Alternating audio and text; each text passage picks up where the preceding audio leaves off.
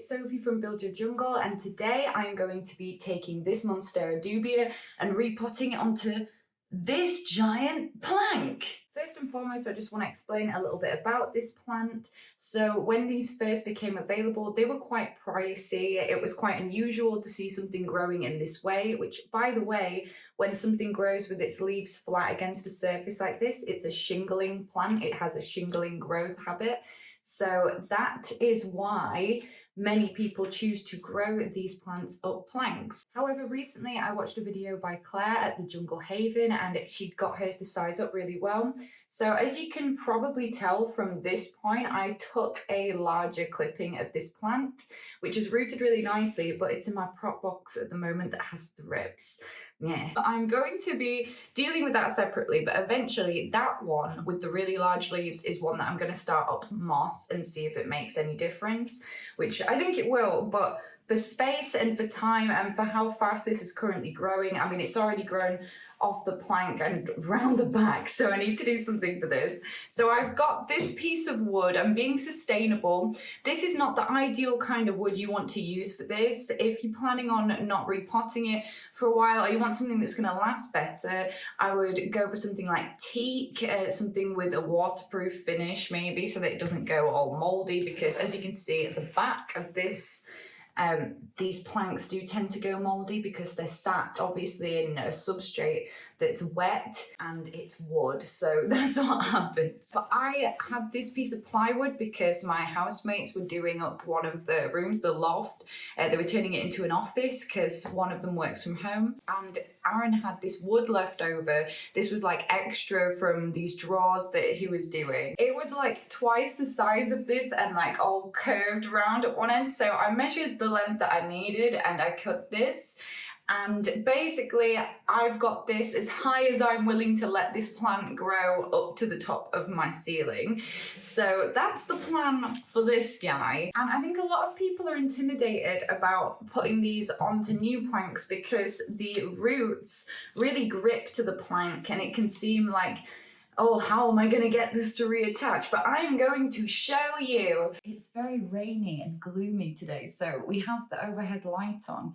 Whether this will make this footage very yellow, I do not know. We'll have to see. So I'm going to be using my Soil Ninja Monstera and Philodendron mix, and you can use this for all kinds of tropical plants, really anything in the Aerosai family. What I'm going to do is get some of this substrate and put it in a separate container that I'm going to use so that I don't contaminate the rest of the bag, because long story short is that that plant has been near plants that have thrips. I've not seen any thrips on it. We may or may not find thrips on it in this video, in which case I will spray it. I'm going to spray it afterwards anyway. And I would like to say, not sponsored by Soil Ninja, because I got a comment on my Soil Ninja haul video saying sponsored so much.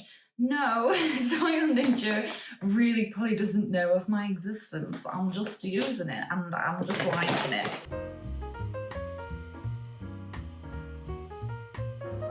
So I've got my soil in this Tupperware box, and usually I would reuse the old soil that I'm about to unpot if it's not in bad condition yet, but because of the thrips risk, I am not going to reuse that soil today. So the next thing that we're going to do is go and make sure that the plank is all moist as possible and try to not get that water in the mix, because these kind of mixes come off a lot easier when they're dry. So I'm going to take this up to my bathroom and I'm going to hold it sideways and moisten the plank as much as I can. Okay, so we're in my horrible bathroom. Don't even get me started on what's going on up there. I've got the plant and I'm gonna put it on cold, obviously, so we don't cook the plants.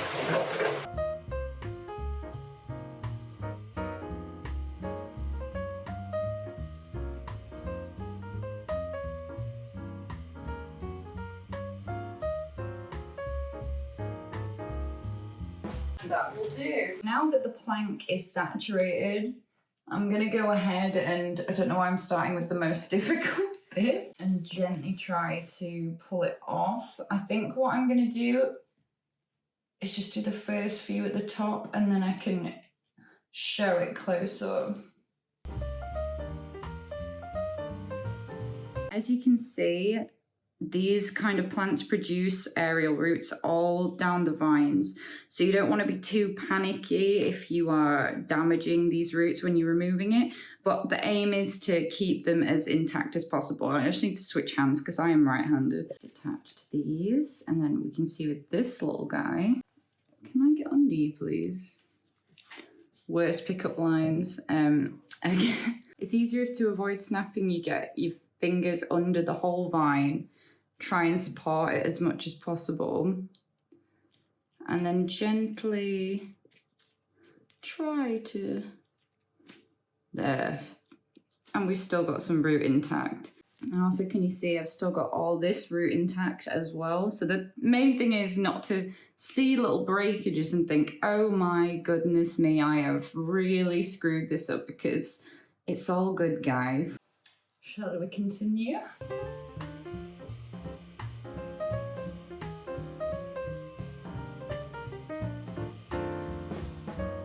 Can seem like a very intimidating thing to do, especially when your plant's doing well and you think it's well situated and adapted, but this really is not as hard as you think it's going to be. I flick that in my mouth. I often wonder how much my life's going to be shortened by the amount of pesticides I have ingested.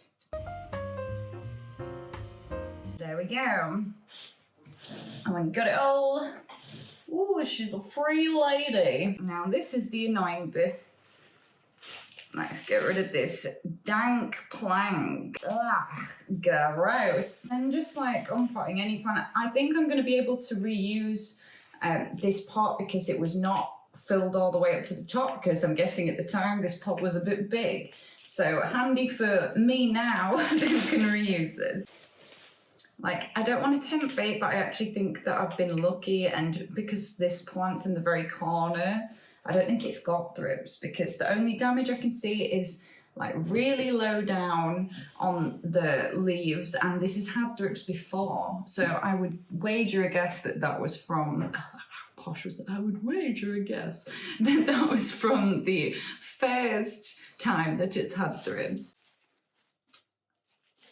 Not as glamorous as a potting mat, but just as effective. Wow, so we've got major rootage since the last time I saw this guy sans soil. When I've got the substrate off, I'm going to just go through the roots and just see if there's any like damaged roots, rotting roots, or whatever that needs to be removed. It's just a nice opportunity to check on the root health.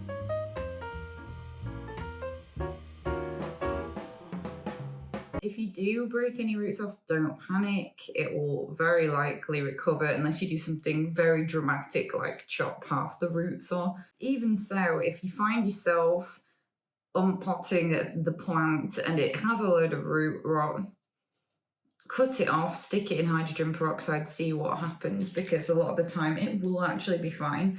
Plants are so resilient. Ooh, so you can see all this lovely root material. I think sometimes when it comes to root rot, I think people panic when they see roots like this. They're expecting like white roots, and they're forgetting about the fact that like soil and stuff is stuck to them, and also a lot of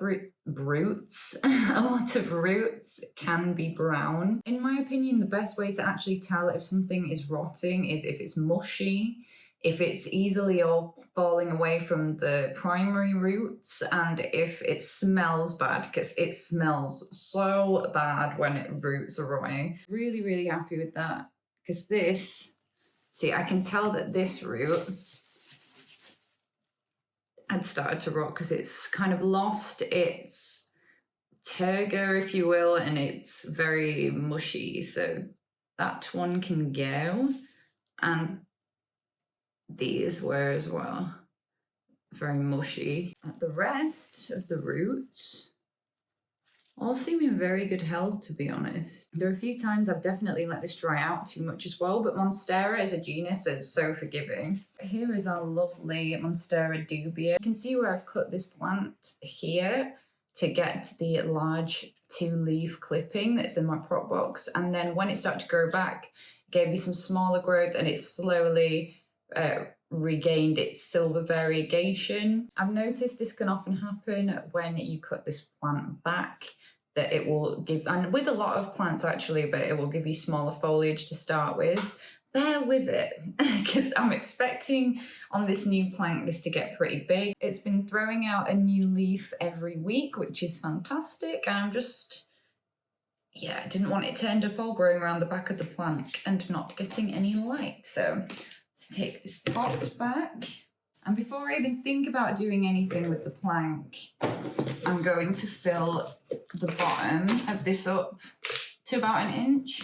You know what? No, it's a Monstera. I'm doing it a bit higher because I want to not have to repot this super soon. Okay, so I filled it to here. Now I'm going to think about the plank for a moment. Here's old plankton. Obviously you guys, oh, I thought it was touching the ceiling then. I was so panicked. You guys aren't going to be able to see the top at this part, but it's not yet relevant, so don't worry. So Aaron ended up, I cut this to the right length and then Aaron gets all excited and carried away, so he put a little stake bit in the bottom. It will help the plank not rot as quickly because there's less plank down at the bottom where I don't need it as much. Make sure that you are putting substrate behind the plank as well to support it. Like, I would say put it as far back as you can get it. I told myself I wasn't going to get soil on me today. That was a lie. And if you guys have a buddy or a housemate that can come and hold the plank for you while you do this next bit, that would be ideal. But all my buddies are not here right now, so it's not essential. Putting the plant here, and I'm going to spread the roots around a bit, and I'm not going to hold it right down yet, because when I've got a plant with a lot of roots, so I like to partially bury some of the roots and pull it up a bit so that roots that were higher up have more area to spread. Oh yeah, she's got so much room to grow now.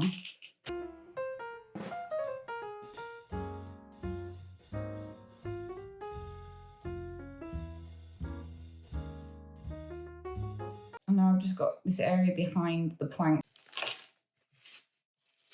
I'm really going to compact it behind the plant because there are no roots there, so I don't have to worry about compacting roots. Obviously it's got the wall, so if anything, it'd be slightly better for it to lean backwards than for it to lean forwards. Oh, you know what? That is so in there.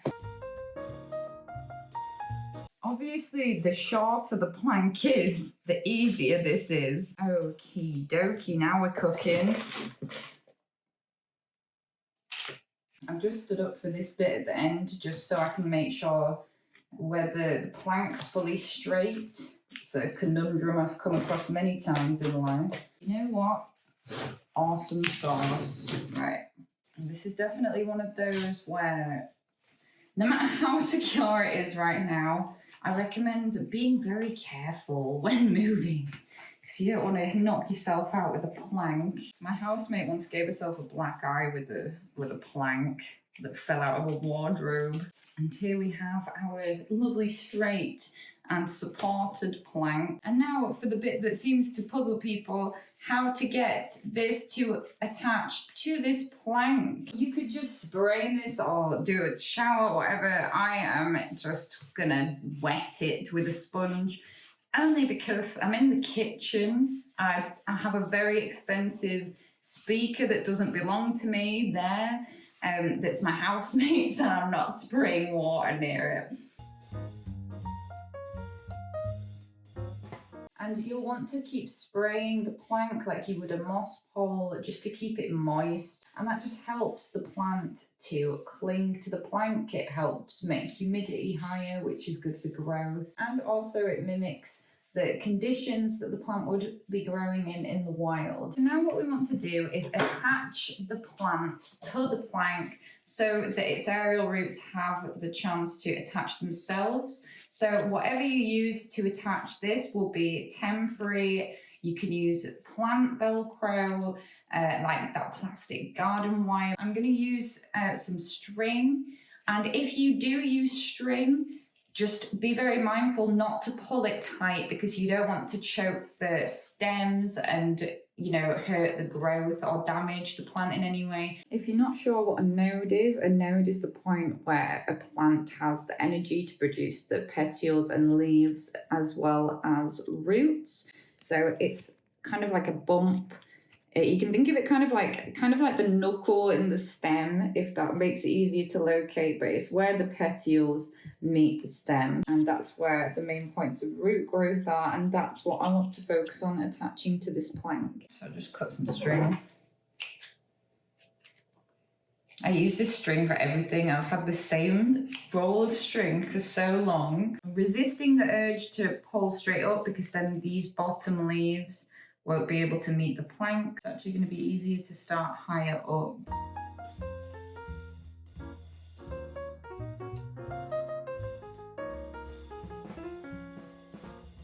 Because he's tying it looser, to keep it against the wood, I'm going to be doing a double knot at the back.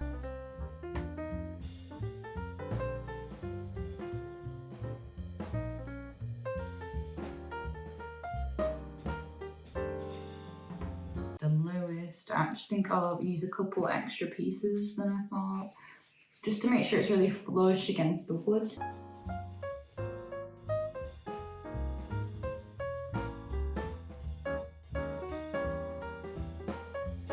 I feel like this leaf is the awkward one because it was trying to grow around the back of the other plank, so it's at a weird angle.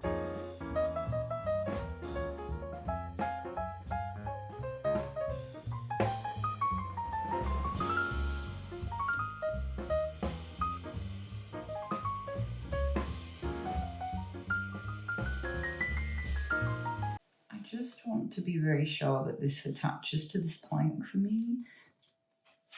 One reason why people may prefer to use the clear string is because obviously it's not as noticeable, but you have to remember that eventually you're going to be taking the string off, so it doesn't really matter. I'm just going to cut off the bits of string, but not all the way because it's against a wall, so just so that it's not so long that it hangs out.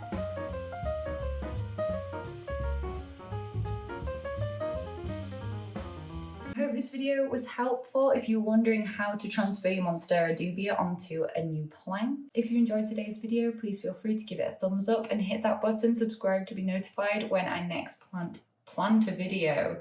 Film a planty video, release a planty video, do something to the plants and videos. At the moment, I'm posting on shorts every day and long form content is being posted on Fridays. I also post daily on Instagram. I've got all kinds of educational planty content there. And if you guys fancy buying some houseplant art prints illustrated by myself and Han, then please visit our website, it's buildyourjungle.com. I hope you have a lovely, cozy day, especially if it's raining where you are like it is with me. Curl up with a blanket, have a hot chocolate, just forget that it's summer for a brief moment before the heat wave comes back to melt me as a human. Bye guys.